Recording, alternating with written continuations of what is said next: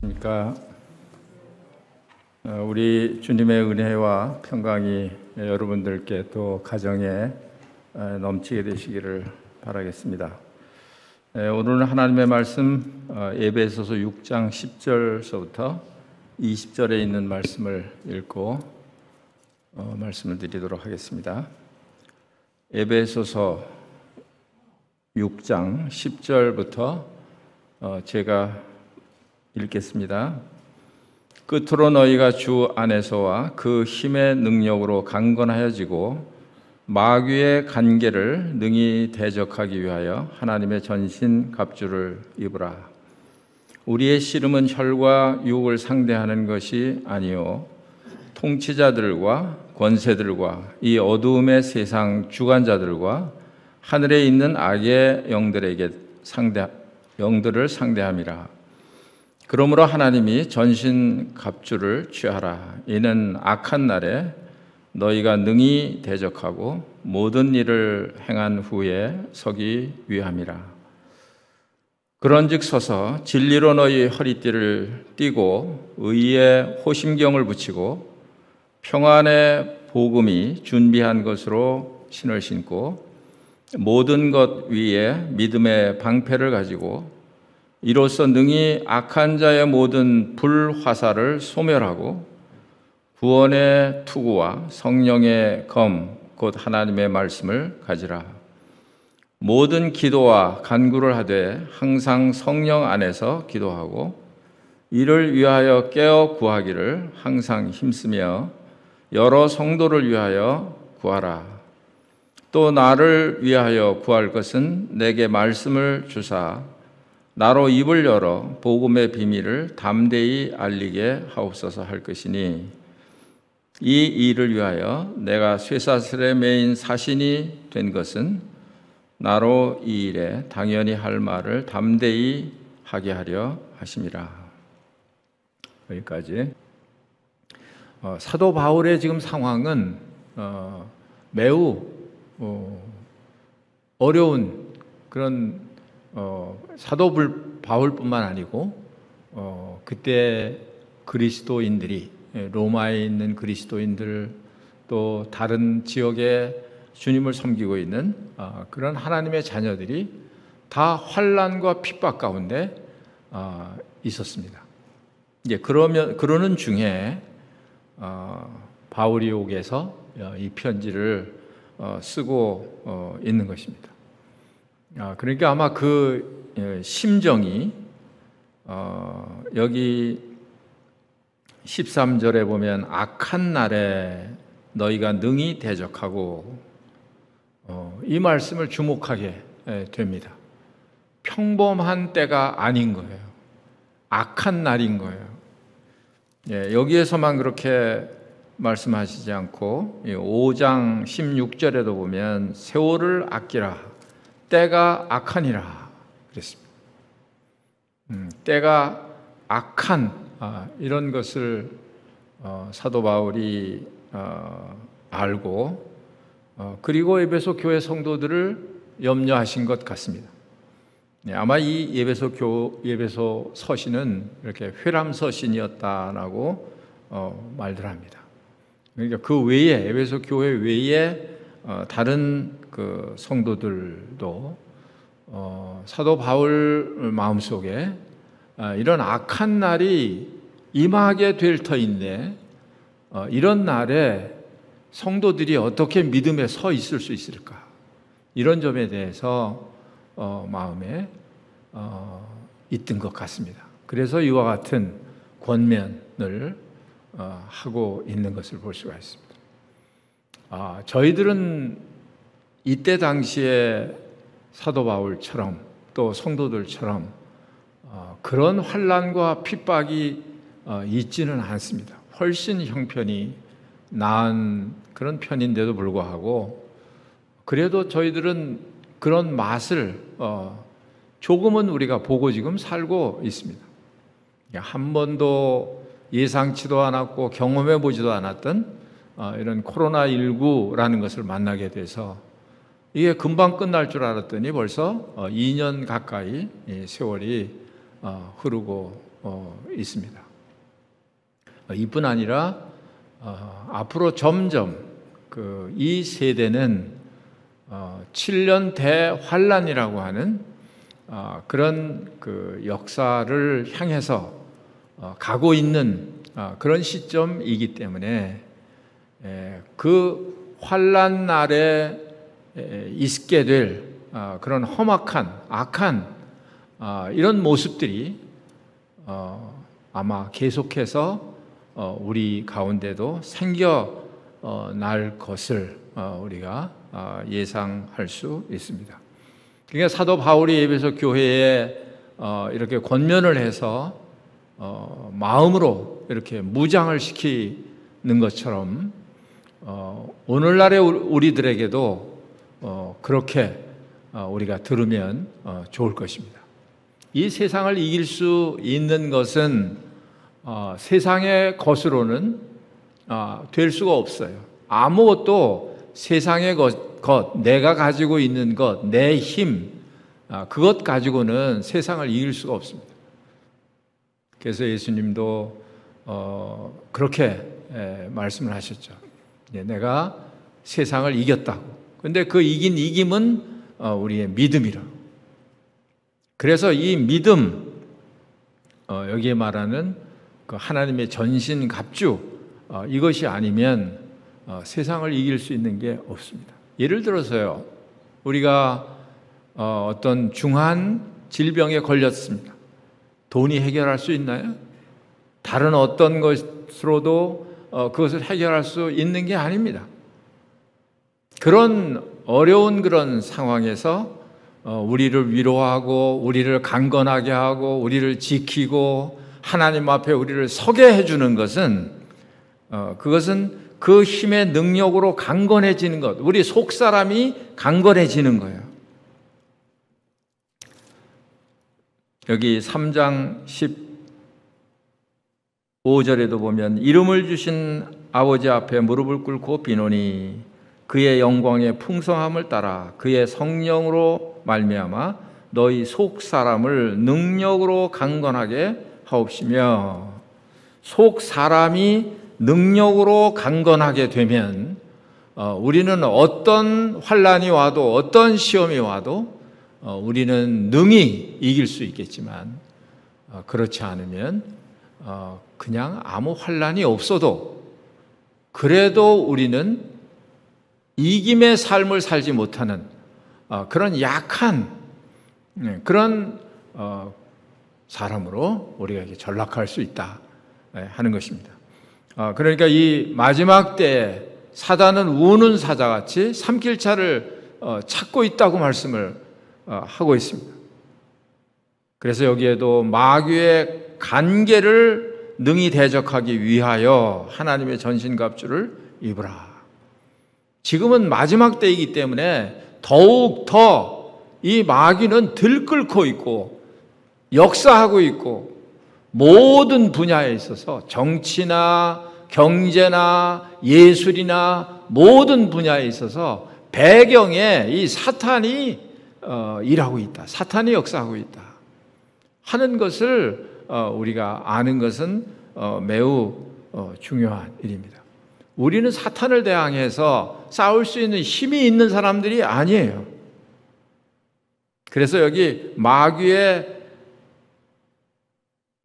간계를 대적하라고 그랬습니다. 마귀의 간계를 대적하라, 마귀의 힘을 대적하라, 그렇게 말씀하시지 않고 마귀의 힘과 우리의 힘을 만약에 싸운다면 가능하지 않죠. 그런데 10절에 말한 대로 주 안에서와 그 힘의 능력으로 강건해지고 주 안에서 또 주님의 힘의 능력으로 강건해진다. 그 안에 있을 때만 우리는 강건해질 수 있는 것이죠.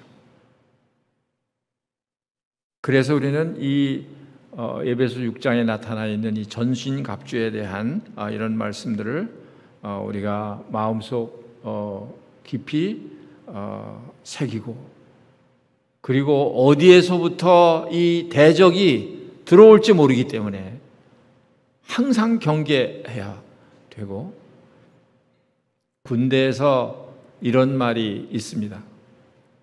작전에 실패한 지휘관은 용서가 되지만 경계에 실패한 지휘관은 용서되지 못한다, 이런 말이 있어요.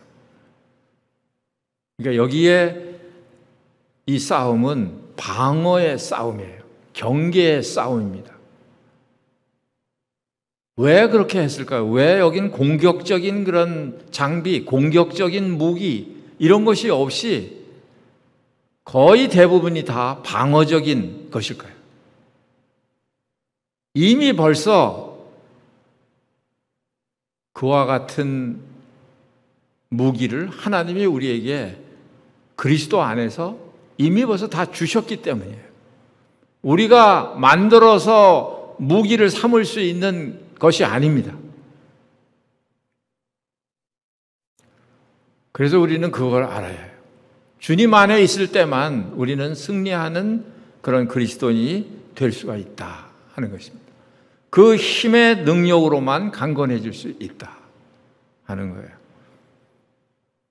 그래서 마귀는 항상 간계를 행하는 것입니다. 간계, 속이는 거예요.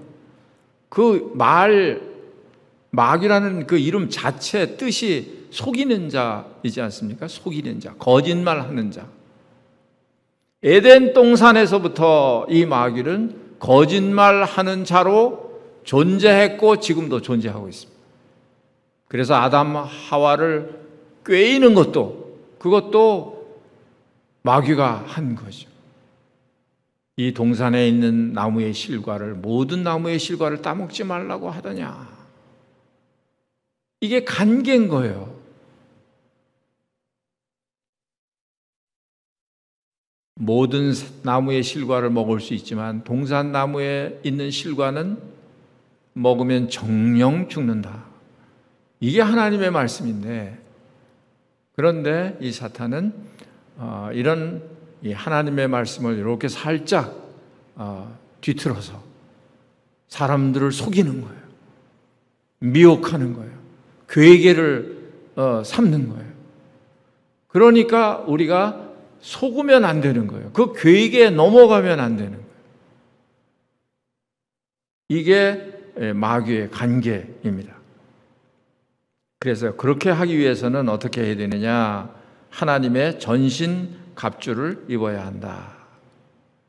전신 갑주. 모든 장비, 다른 말로 하면 모든 장비입니다. 제가 보기에는 여기에 6가지 그 장비가 나오는데 거의 다가 방어하는 장비예요. 공격하는 장비가 아니라 거의 다 방어하는 장비예요. 아까 왜 그 이유를 말씀드렸죠? 왜 방어하는 장비를 주셨을까? 그런 그 무기를 이미 벌써 우리에게 다 주셨기 때문에 그래요. 그걸 에베소서 1장, 2장 쭉 읽어보면 그걸 알 수가 있습니다. 하나님께서 우리들에게 어떠한 복을 주셨는지, 어떠한 신분을 주셨는지, 어떤 영광을 주셨는지, 또 하나님이 하나님의 교회 가운데 어떤 영광을 주셨는지, 이 에베소서만큼 그런 일에 대해서 아주 풍성하게 기록해 놓은 책이 없을 만큼 그렇게 이 에베소서는 넘치는 그런 우리에게 주신 복으로 이렇게 담겨져 있습니다. 그만큼 하나님께서는 우리에게 이미 벌써 우리에게 여기 열거된 6가지도 다 우리에게 이미 있는 거예요. 있는 거예요. 그러니까 있으니까 그걸 지키라는 거예요. 그 싸움이에요. (12절에) 보니까 우리의 씨름은 혈과 육을 상대하는 것이 아니요 통치자들과 권세들과 이 어두움의 세상 주관자들과 하늘에 있는 악의 영들을 상대함이라. 싸움의 상대를 알아야 해요. 여기 12절만 해도 상대라는 말이 두 번이 나와요. 그러니까 우리는 혈과 육이 우리의 상대가 아니에요.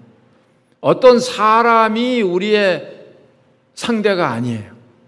어떤 위정자나 어떤 권세자들이나 통치자들이나 이런 사람들이 우리의 상대가 아니에요. 그 사람들 뒤에 역사하고 있는 마귀의 일, 그게 우리의 상대예요. 하늘에 있는 영들에 대한 그 싸움, 그게 우리의 상대예요. 우리 주님께서 그런 악의 영들과 싸우신 거예요. 그래서 요한계시록 보면 거기에도 그 싸우는 전쟁이 일어나는 장면을 보면 거기에도 그렇게 나와 있습니다. 요한계시록 19장에 가보시면 19장 11절 말씀에 보면 또 내가 하늘이 열린 것을 보니 보라 백마와 그것을 탄 자가 있으니 그 이름은 충신과 진실이라. 그가 공의로 심판하며 싸우더라 그랬습니다. 이것은 우리 주님께서 2000년 전에 초림하셔서 어린 아기로 태어나셔서 모든 우리의 구원을 완성하시고 부활하셔서 하늘로 승천하시면서 다시 오시겠다고, 너희가 나를 본 그대로 내가 다시 오겠다. 그래서 이 말씀은 다시 오시는 그리스도, 심판하기 위해서 오시는 그리스도, 그분을 여기 묘사해 놓고 있는 그런 그림이에요. 16절에 보아도 그 옷과 그 다리에 이름을 쓴 것이 있으니 만왕의 왕이요 만주의 주라 하더라. 이게 누구예요? 우리 주 예수 그리스도, 그분이 있어요. 부활하신 그리스도, 그분이 세상에 다시 재림을 하시는 거예요. 19절에 보면 또 내가 보매 그 짐승과 땅의 임금들과 그들의 군대들이 모여 그 말탄 자와 그 군대와 더불어 전쟁을 일으키다가 짐승이 잡히고 그 앞에서 표적을 행하던 거짓 선지자도 함께 잡혔으니 이는 짐승의 표를 받고 그의 우상에게 경배하던 자들을 표적으로 미혹하던 자라. 이 둘이 산 채로 유황불 붙는 못에 던져지고. 그래서 주님이 오시면 이 세상 신, 또 이 악한 어둠의 악한 그런 영들을 이제 바로 유황 불 붙는 못에 멸망시키겠다, 이렇게 말씀하고 있습니다. 최후의 승리자예요. 우리 주 예수 그리스도가 최후의 승리자예요. 우리는 그분을 따르는 자들이고요, 최후에 승리할 그리스도를 따르는 군사들이고요. 그렇기 때문에 우리가 사실은 싸울 것이 없어요. 벌써 그리스도께서 이미 다 싸우시고 승리하신 것이기 때문에. 그래서 우리는 방어 장비만 가지고 있는 거예요. 지키는 거예요. 그걸요. 받은 것을 지키는 거예요.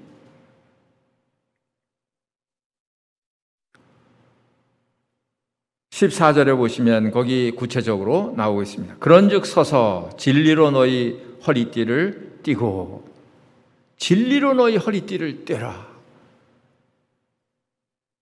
옛날에 우리 어머니를 생각하게 되는데요. 옛날엔 물동이를 이고 이렇게 물을 날려다가 살았습니다. 그런데 그 물동이가 좀 무거워요. 머리에다 이셔야 되니까. 그럴 때 제가 보니까 한 가지 하시는 행동이 있으셨는데, 치마를 이렇게 쭉 두르고 허리띠를 쫙 잡아매시는 거예요. 그리고 물동이를 쫙 이렇게 드시는 거예요. 그러니까 어떤 무거운 걸 들거나 어떤 행동을 하려고 할 때 힘이 필요할 때, 그럴 때 허리띠를 딱 매는 거예요. 역도 선수들도 그렇지 않습니까? 경기장에 나가기 전에 그 가죽 벨트, 넓은 가죽 벨트를 허리에다가 탁 차잖아요. 그리고 경기장에 나가서 역도를 들지 않습니까? 그러니까 이건 힘을 말하는 거예요. 힘. 예. 우리의 힘은 무엇입니까? 예수는 나의 힘이요. 그렇죠? 예수는 나의 힘이요. 오직 그 예수 그리스도, 나는 길이요 진리요 생명이라고 말씀하신 그 예수 그리스도, 나는 진리라고 말씀하신 예수 그리스도, 그분만 진리예요. 진리는 영원한 것입니다. 있다가 사라지는 것은 그건 진리가 아니에요. 영원한 것은 우리 주 예수 그리스도 그분밖에 없습니다. 이 땅도 하늘도 처음 하늘과 처음 땅은 다 사라질 거예요. 땅과 하늘이 사라지는데 거기 남아있는 것이 무엇이 있겠습니까? 영원한 것이 없어요. 그러니까 우리 주님이 내가 진리다라고 말씀하신 거예요. 그런데 이 세상에는요, 그 진리를 두고 도전하는 그런 비진리들이, 진리와 같은 비슷한 것들이 너무 많아요.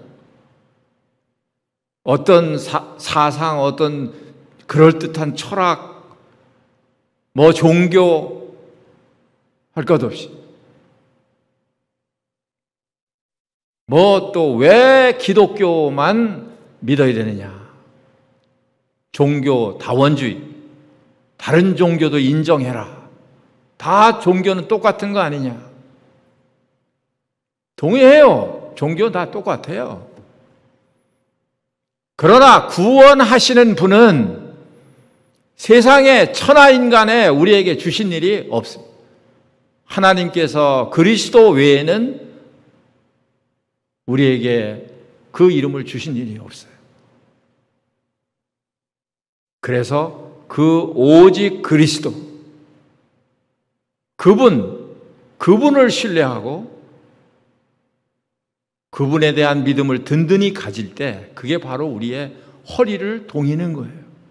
이 세상의 흐름은 어떻든, 이 세상의 어떤 사상의 조류가 어떻든 간에 진리는 성경에 하나님께서 보내신 그리스도, 그분이 우리의 진리세요.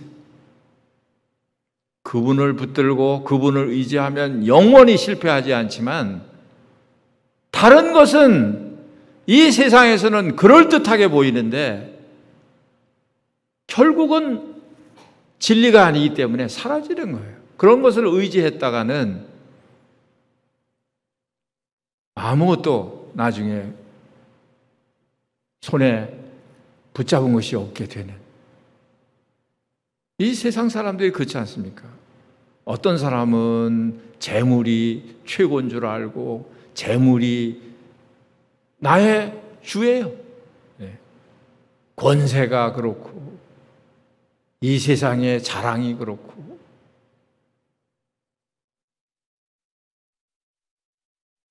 그러나 다 헛된 것이죠. 그래서 우리는 오직 그리스도, 오직 주님, 그 진리로 우리가 허리띠를 단단히 매야 하는 것입니다. 흔들리면 안 돼요. 그 다음에 의의 호심경을 붙이고 그랬습니다. 의의 호심경.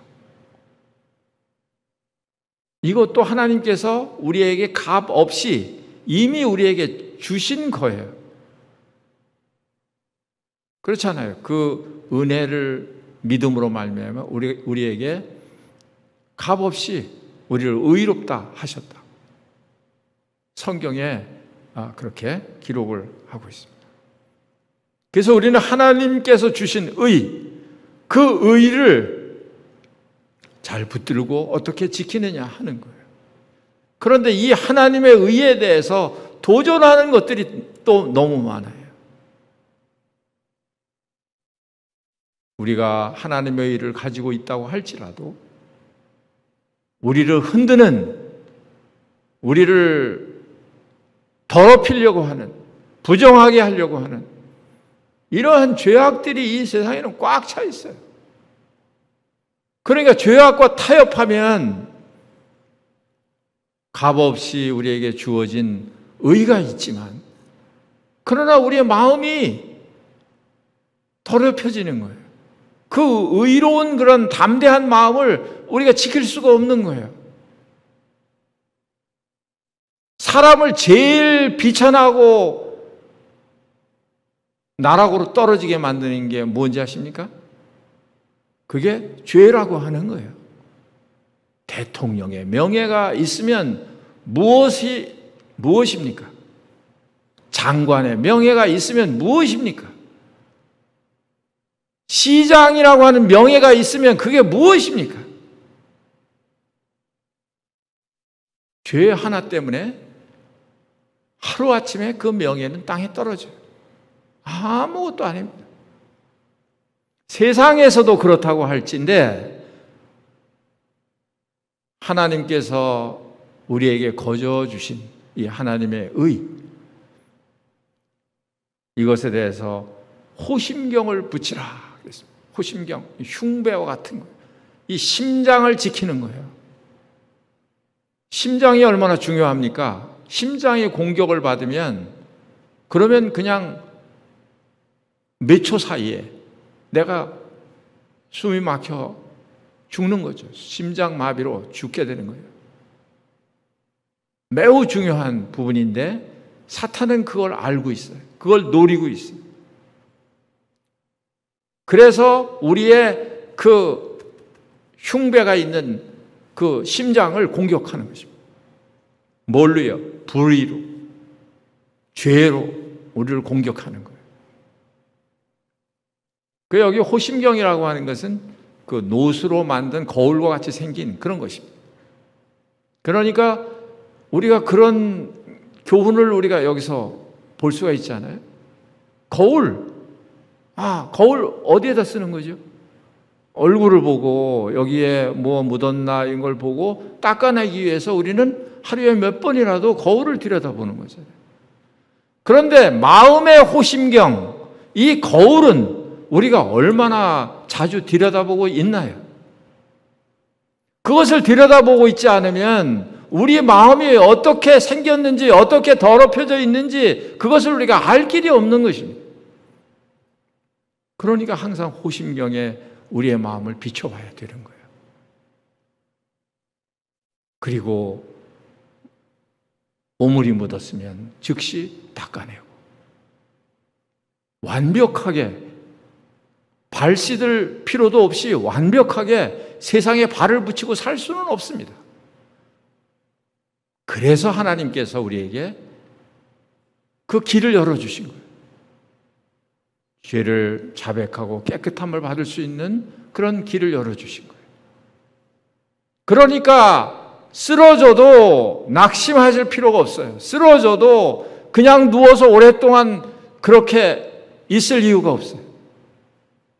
왜냐하면 우리를 깨끗게 하시는 그리스도의 피가 있기 때문에.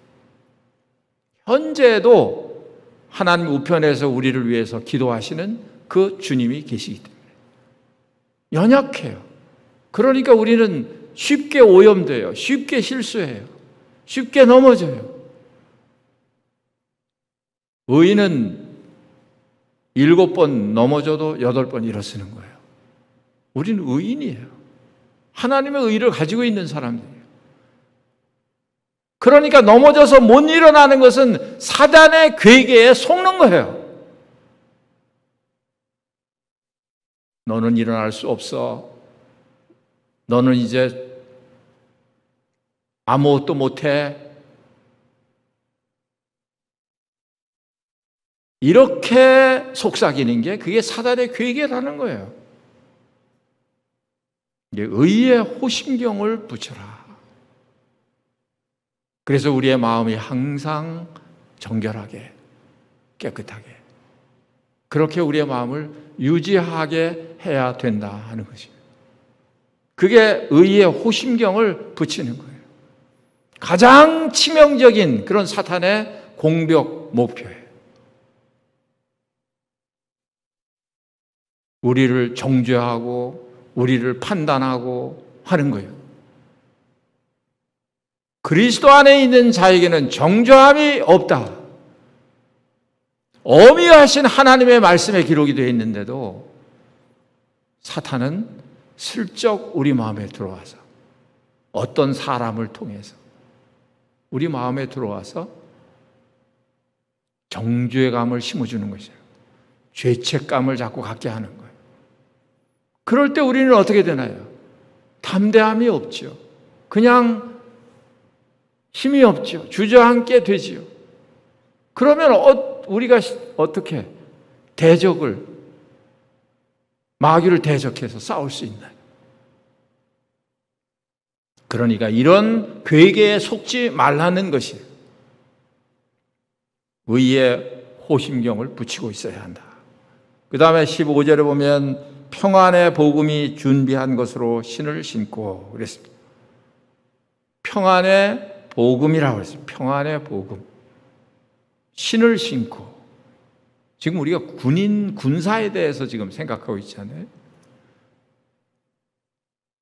제가 군대에 있을 때 기억합니다. 운동화 신고 안 돼요. 반드시 워커를 신어야 돼요. 워커 한번 딱 신고 질끈 잡아매면 두려움이 없어요. 가시밭길을 가도 물에 들어가도 두려움이 없어요. 그냥 밟게 되는 거예요. 그냥 정복하게 되는 거예요. 여기 평안의 복음이다. 그렇게 말하고 있습니다. 복음은 좋은 소식이라는 뜻이잖아요. 좋은 소식. 좋은 소식을 들을 때 우리는 어떤가요?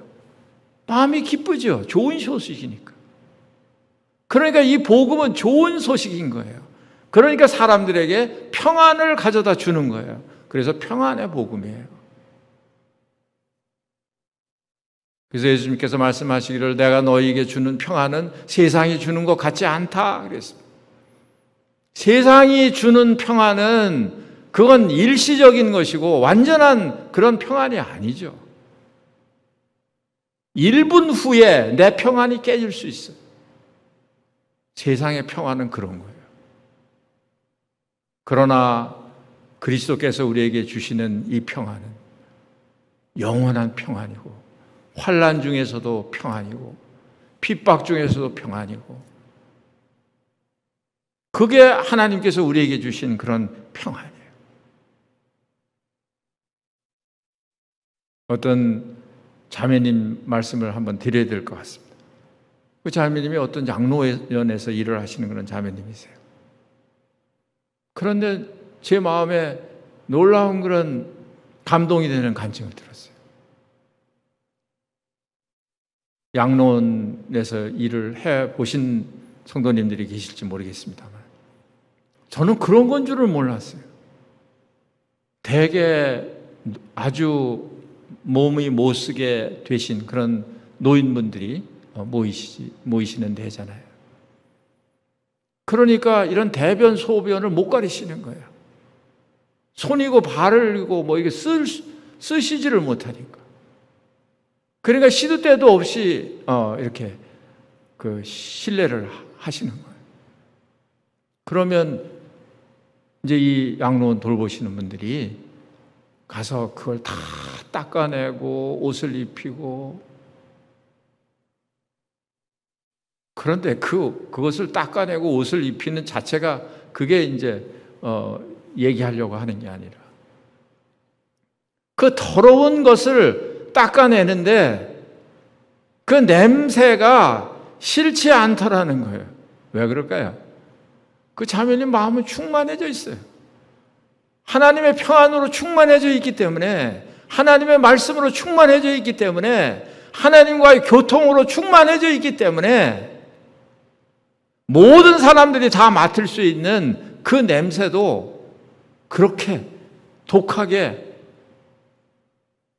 코에 느껴지질 않는 거예요. 그래서 이게 마음의 즐거움, 마음의 평안, 마음의 기쁨이라는 게 이런 효력이 있는 거구나. 그러니까 환경이 문제가 아니에요. 그러니까 우리가 지금 무장해야 될 것은 뭐냐 하면 우리 속사람을 강건하게 하는 거예요. 속사람이 강건하면 못 이길 환경이 없기 때문에 그렇죠. 이미 벌써 내 속에서 이겼는데.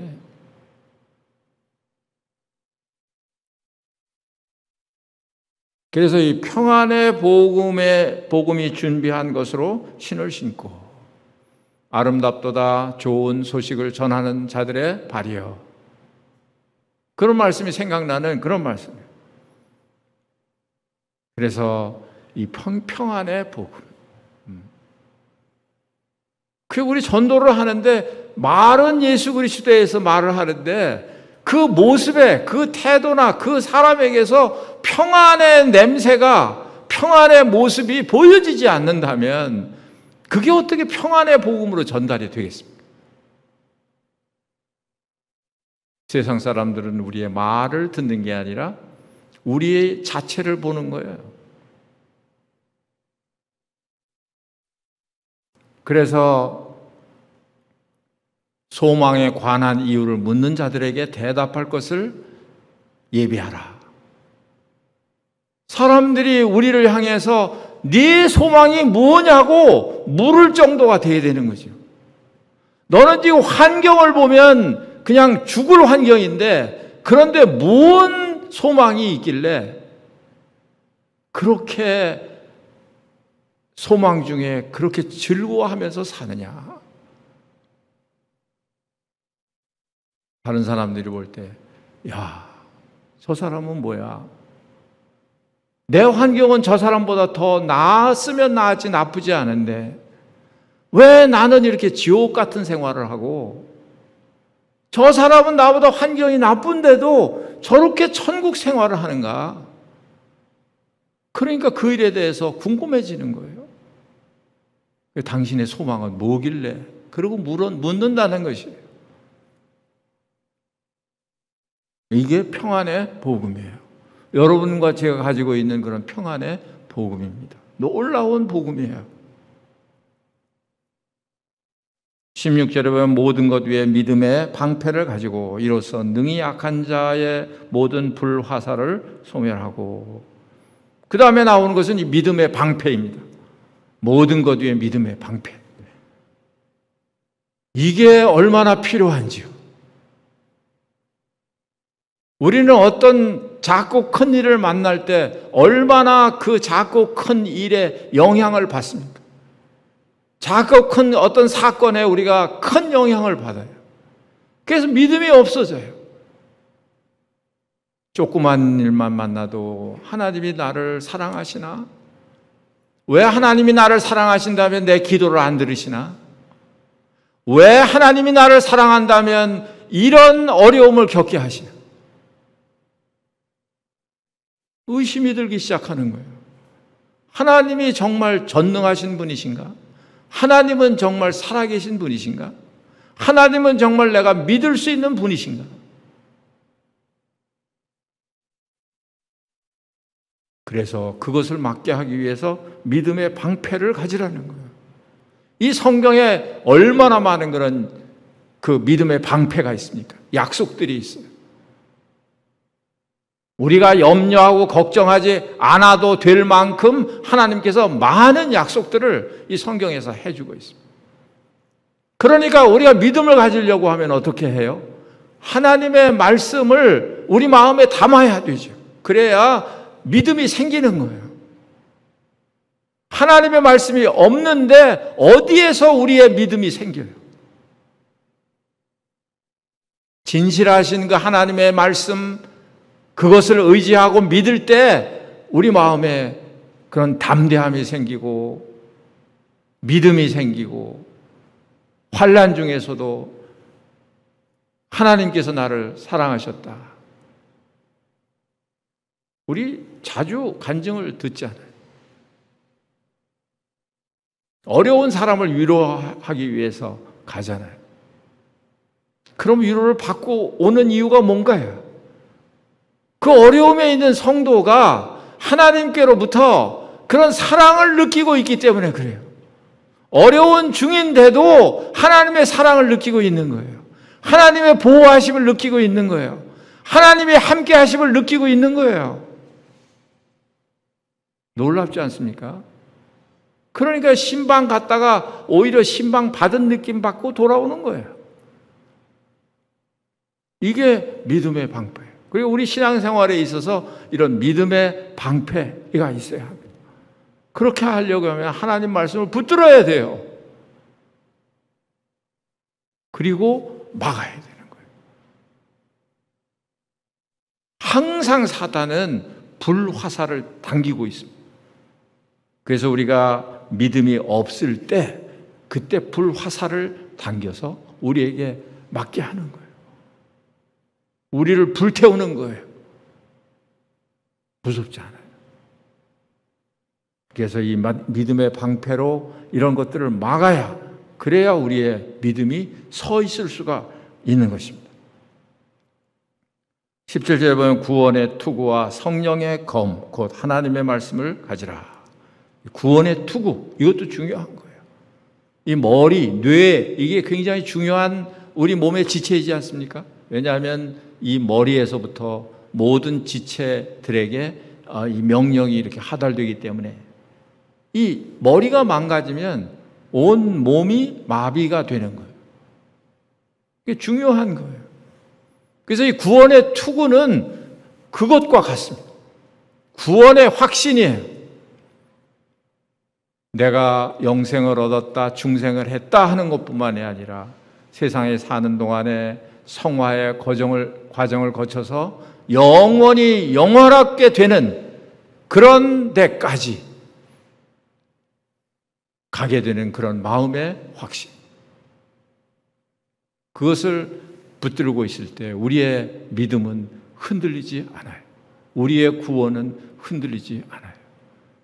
이 세상에 어떤 환난이 와도 그래도 우리는 그 믿음으로 능히 이길 수가 있게 되는 거죠. 구원의 투구. 이게 하나님께서 우리에게 거저 주신 선물이잖아요. 이것도요. 여러분과 제가 다 구원받으신 거잖아요. 그렇죠? 이걸 굳게 벗어지지 않게 단단히 쓰고 있어야 된다는 말이죠. 이걸 벗어지는 순간, 그 순간을 사탄이 공격 타임으로 잡는 거예요. 그 다음에 성령의 검, 곧 하나님의 말씀을 가지라. 성령의 검은 이 6가지 중에 그래도 공격적인 무기 한 가지가 있는 거예요. 근데 성경을 자세히 살펴보니까 이것조차도 그냥 방어적인 무기 같아요. 예수님이 그 시험 당하신 것을 보니까요. 광야에서 40일 동안 금식하시고 마귀에게 시험을 당하십니다. 그런데 이 마귀가 뭘 가지고 예수님을 시험하던가요? 하나님의 말씀을 가지고 시험을 해요. 여기 한번 보실까요? 마태복음 4장 말씀해 보시면,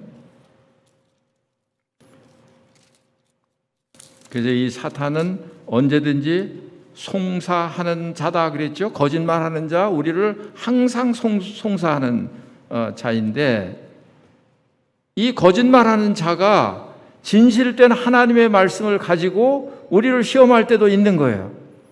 마태복음 4장 6절 말씀에 보면 이르되 네가 만일 하나님의 아들이거든 뛰어내리라 기록되었을 때, 누가 하는 말이죠? 지금 마귀가 하는 말이에요. 그가 너를 위하여 그의 사자들을 명하시리니 그들이 손으로 너를 받들어 발이 돌에 부딪히지 않게 하리로다. 여기 니은이라고 각주가 되어 있는데 거기 쭉 보시면 시편 91편에 있는 말씀이에요. 이 마귀가 이 말씀을 어떻게 알았을까요? 우리가 흔히 하는 말도 그야말로 하나님의 말씀을 귀신같이 알아요. 그래서 하나님의 말씀을 가지고 예수님을 시험한 거예요. 그러니까 예수님께서 뭐라고 말씀하셨나요? 예수께서 이르시되 또 기록되었을 때, 사탄, 내가 하나님의 말씀을 가지고 지금 말하는데 또 기록되었어. 주 너의 하나님을 시험치 말라 하였느니라. 이러고 하나님의 말씀으로 사탄을 대적하는 이런 모습을 볼 수가 있어요. 그러니까 이 하나님의 말씀도 성령의 검도 방어무기예요. 방어무기가 되는 거예요.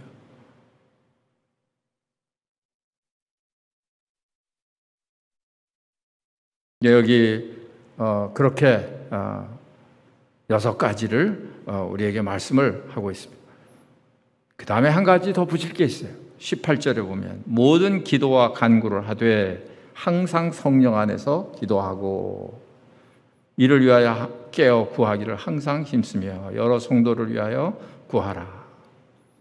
모든 기도와 간구를 하되, 이거는 뭐와 마찬가지냐면 통신병과 마찬가지예요.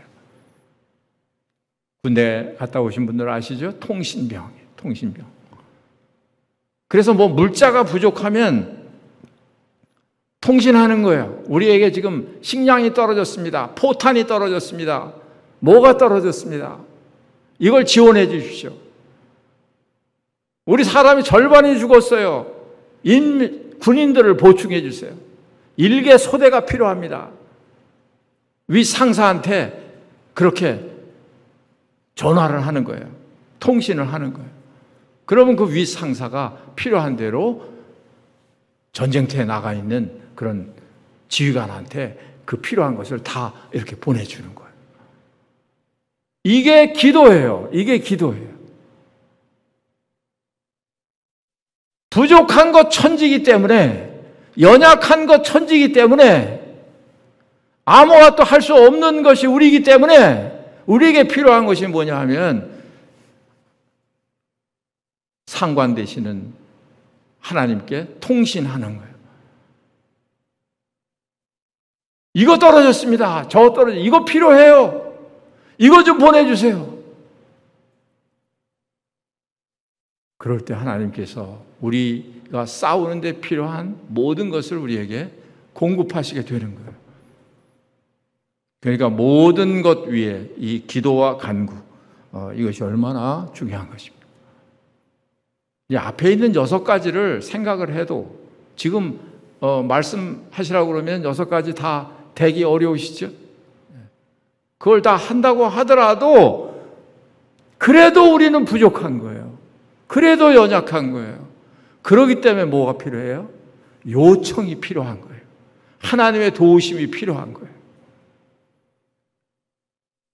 그러니까 우리가 시간을 얻든지 못 얻든지 무시로 성령 안에서 기도하게 되는 것입니다. 하나님, 나 좀 도와주세요. 하나님의 도움이 없이는 안 됩니다. 하나님, 나를 도와주세요. 그 통신을, 그 기도를 하나님이 들으시는 거예요. 그리고 우리를 도우시는 거예요.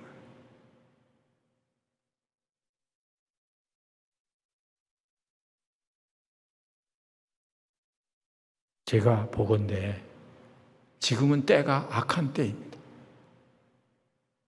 그래서 지금은 자다가 일어날 때예요. 그래서 하나님께서 우리에게 그렇게 명령하시는 거예요. 이젠 잘 때는 지금 끝났어. 코로나19로 우리가 사실 많이 쉬었잖아요. 많이 잤지 않습니까? 예배도 집에서 편안하게 드리고 편안하게 주님 섬겼지 않았어요? 아니다. 이제는 일어날 때다. 이제는 모일 때다. 그러시는 거예요. 군대에서요, 제일 귀찮은 것 중에 하나가, 괴로운 것 중에 하나가 있는데, 그게 밤중에 사이렌 울리면서 집합 그러는 거예요. 다 옷 벗고 편안하게 누워 자고 있는데 사이렌 울리면서 집합. 그러면 군인들이 그 명령에 따라야 되나요? 안 따라야 되나요? 안 따르면요, 전시에는 그냥 총살이에요. 지휘관이 그런 권한이 있어요. 그런데 거기 안 나가면 그러면 뭐 옛날 같으면 그냥 상관한테 얻어 터지죠. 그래도 아무 말 못하죠. 지금은 그렇게 했다면 큰일 나겠습니다만. 제일 귀찮은 게 모이 집합. 밤중에 막 옷 입고 분장 꾸리고 총 들고 머리에 이거 모자 쓰고 밤중에 연병장에 온 부대원들이 다 집결해서 모이는 거예요. 하나님께서 지금 우리에게 그렇게 말씀하시는 것 같아요. 그래서 모이는 게 중요한 것입니다. 모이지 않으면 오합지졸이에요. 그 군대 가지고는 아무 전쟁도 할 수가 없습니다. 주님께서 우리에게 그렇게 명령하고 계세요. 이제 일어나라. 이제 모여라. 연병장의 집합. 우리는 그런 명령을 지금 받은 사람들이죠. 11월부터 우리가 본격적으로 모이게 될 거예요. 저항이 있어도 우리는 감수하고 우리의 신앙을 위해서 그렇게 할 것입니다. 핍박이 있어도 그렇게 할 거예요. 그러니까 성도님들이 이제는 깨어서 일어날 때 10월 달까지는 이렇게 준비하셨다가 11월 달에 우리는 함께 일시에 모여야 합니다. 물론 한꺼번에 우리가 오전 시간에 한꺼번에 한 자리에 다 모이지는 못하죠. 아직도 코로나가 지금 진행 중에 있으니까. 그러니까 오전, 오후로 나눠서 이렇게 모이게 될 것입니다. 인원 제한은 없어요. 함께 모여서 우리를 구속하신, 우리를 위해서 몸을 바쳐서 희생하신 그 그리스도를 우리의 소리를 높여서 찬송할 때 사탄은 어떻게 할까요? 도망가겠죠. 그렇게 사탄을 대적할 때 사탄은 두려워 떨겠죠. 하나님은 박수 치시겠죠.